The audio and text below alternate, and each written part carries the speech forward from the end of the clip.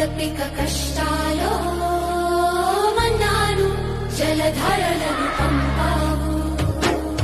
పగలు మేఘ స్తంభమై రాత్రి అగ్ని స్తంభమై మా తోడై నిలిచావు.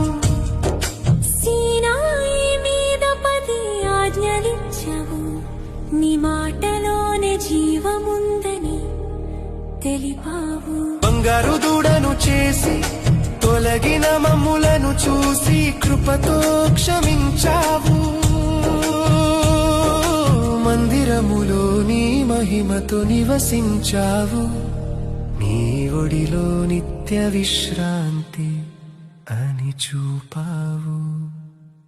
ఇదే మా నిర్గమకాండము, దేవుని అద్భుత ప్రేమను వివరించే సత్య గ్రంథము.